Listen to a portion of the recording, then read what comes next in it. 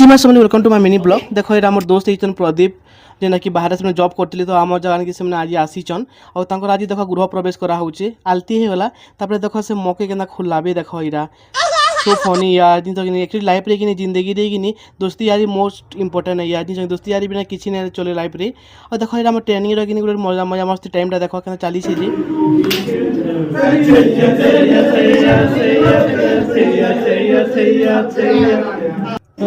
रुको जरा, सबर करो।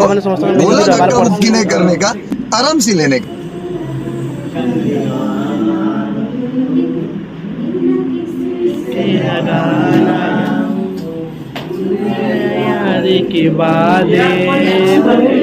যদি ভিডিও ভালো লাগে লাইক কমেন্ট সাবস্ক্রাইব করবো। तुझको जिया ने देख लिया हाय रे धोखे से दिल ले गया वो